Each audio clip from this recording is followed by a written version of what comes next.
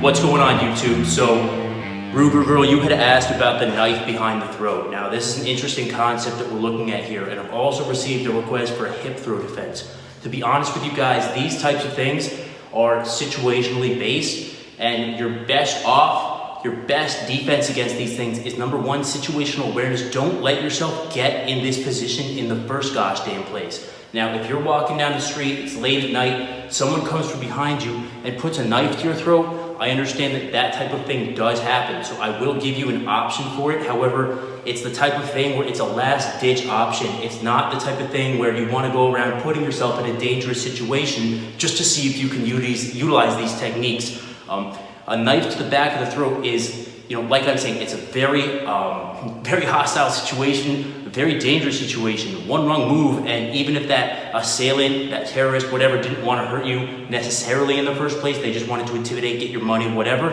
it can very rapidly turn bad. So if I have Alexa come into the camera here, and she jumps behind me and holds that knife to my throat, boom, she's got it. And I come here, what I want to do at first, and if she's a little more aggressive and she's got the knife right up pinned against my throat and says, hey, come with me into this alleyway, number one, what I want to realize, I don't want to go into that alleyway. That's the last place I want to be, especially if it was the shoe on the other foot.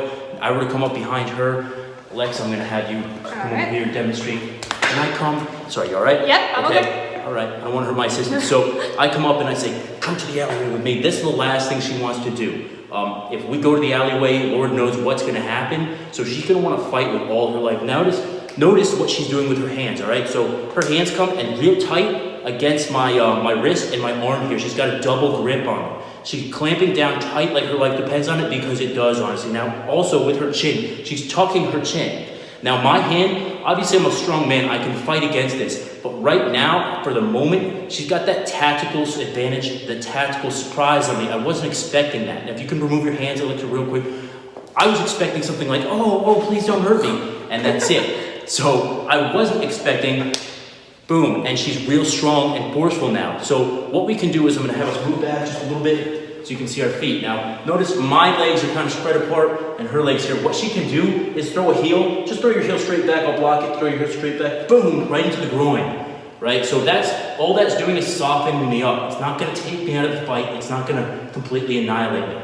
But what that's doing is my attention is on this knife, right? It's on my weapon. Usually when somebody's got some situation like this, what they're doing is their attention span is on the weapon and on the individual they're assailing and up here on the neck. It's not necessarily down here on their legs. So what she's gonna do, we'll start it again. She's hanging out, minding her own business. Maybe she's on her phone, walking down the street, it's late at night. Maybe I grab her up from behind and boom, come here. Automatically, her hands are gonna come to a double grip on my wrist and automatically, boom, down into the groin. Now, what she can start doing from here is, after she causes a little bit of pain compliance, we talk a lot about pain compliance on this channel.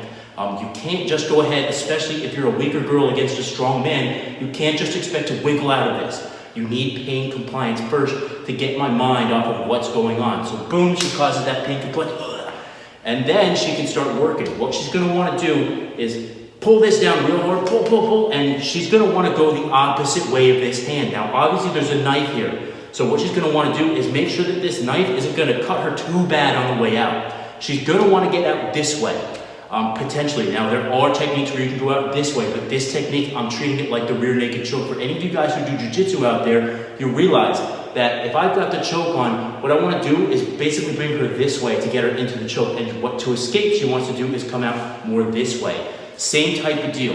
Obviously, this time, we're dealing with an edged weapon, so it's a little bit more difficult. Now, what she's got to realize first is she's probably going to get cut. Now, when she tries to come out this way, now just take your foot and step out this way and go. And she's going to either run the heck away or come back in. Boom. Pain compliance. Boom. Then go. Turn into me. Give me a 1-2 to the face. Boom. And then she turns and runs. Because what she wants to make sure of is that when she comes here, pain compliance, boom, then she gets out, right? She gets cut a little bit, but maybe I'm this type of guy and I don't care, I'm gonna chase after her. So to avoid me chasing back after her, boom. And again, open strikes primarily is what we're teaching here. Now, Alexa, if you were to go ahead and strike me in the face, I'm a strong guy, I've been hit in the head a lot, it might go ahead and start breaking your hands down a bit. But if you were to open your palms like this and hit me in the head like that, it's not going to really phase your hands, and it's gonna stun me more than it's gonna hurt you. So what we're gonna do is practice that one more time. I've got, oh, come here. Boom, pain compliance. Then she gets out. 1, 2, 3. And then she runs away. So usually what we like to do is do 3 strikes here at a rapid succession. So it would look something like, boom, pain compliance. You pull it down and away. You're able to either go out this way if you can, or if my grip's too tight, we'll work on a secondary option. But for now, we're gonna get that out of the way. We're gonna run. Before we run, we're gonna just boom, boom, boom. And then we run real quick. So we're gonna practice that one more time, and we're gonna get after it. So, come here, pain compliance. Boom, 1, 2, 3, go.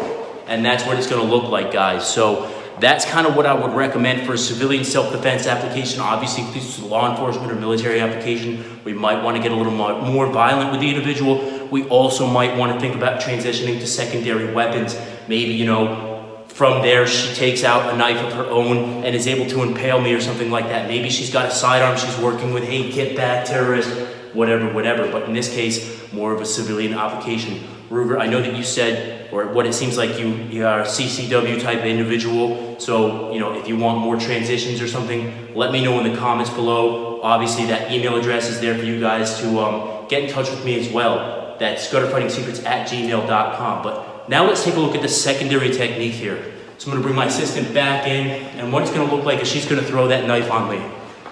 Hey, come to the dark alleyway. I don't want to go with you. So I'm coming here. I'm nice and strong. Notice my elbows are tucked. And I'm just going to do this here with the phone for a quick second. I'm a really popular guy. So here, my elbows are tucked. I'm strong, and I'm tucking this chin. Now, there's a blade here. I didn't bring my training knife right today, so you're going to have to imagine with your minds the weapon. And what we're going to do is tucking the elbows. Now, this here, this is her elbow. This is a fulcrum point. What I could do, and we'll see how it works with a strong individual. You'll see that it also works when I'm doing it with her. What she's gonna do is, and she's gonna take her hand and place it on this fulcrum up here. And we're not doing an elbow lock. We're not doing any type of jujitsu or anything like that. We are simply placing it here so we can start trying to work our head and push away and get the hell out of there. So I'm coming here and she's got something going.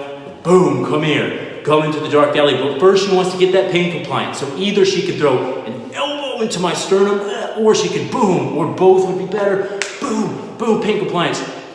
Boom, and then she's pressing on this elbow, tip it up, go. And she gets the hell out of there. And that's really the important part, is not trying to take that fight to the individual as a female, as somebody who's not physically as strong or well-trained as your average street attacker. You don't want to engage that individual. You want to get the hell out of there. One more time, we're gonna do this up. She's on her phone, she's walking, boom. Come here into the dark alley, pain compliance, tip it, go. And that's the secondary option there. So I hope you guys kind of got a little something out of this. Again, it's important to realize that when we're dealing with edged weapons, also when we're dealing with things like hip throws, I can show you basically how to get out of the hip throw, and I'm gonna go ahead and do that in the next video. But basically, it's the type of thing, don't be there. There's no real defense against it. There's things we can think of doing and ways we can think of getting out of them, but there's no real defense against things like an ambush. If somebody wants to ambush you and get you, they're gonna get you.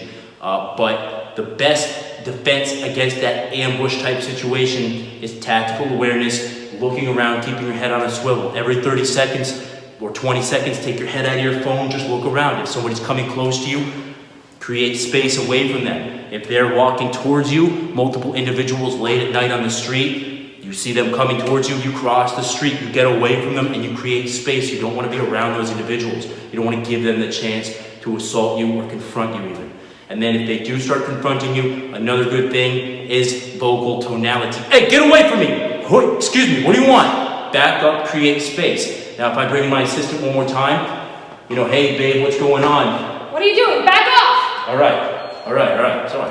And that's the type of deal, right? So if I'm coming up, maybe she's walking the other way and I'm coming up behind her, right? She's got that tactical awareness. Maybe she looks over her shoulder every 20 seconds or so just to make sure there's no one coming up close behind her. She sees somebody coming up close behind her. What are you doing? Hey! Hey, I just want to talk. No! What the fuck? And then I go away, and people don't want to make a big scene when they think the police could be called or anything like that. Take it from me, I know from personal experience growing up and whatever, criminals don't want to have the police called on them or any witnesses around. They want a quiet victim. Don't be quiet, be loud. One more time, I'm coming. Hey, you know. Back off! Hey, come on. No! I will scream! Fuck it. And that's it. And that's exactly how you want to play it. So guys, I hope, again, you got some good out of this. We'll go into more detail in other videos.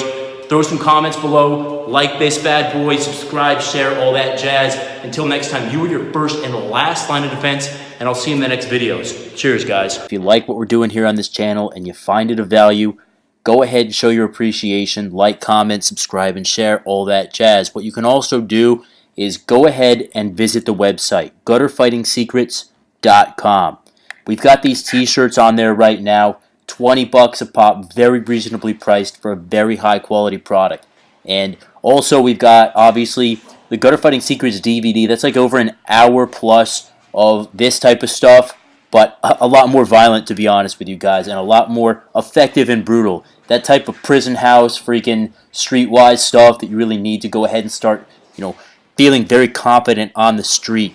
With me, it's the only way to really train you guys to become efficient at what you need to know going against criminals, street thugs, all that stuff out there. So if you like what we're doing, go ahead, show your support. Sport of Gutter Fighting Secrets t-shirt, Gutter Fighting Combatives t-shirt, and let everyone know about the channel.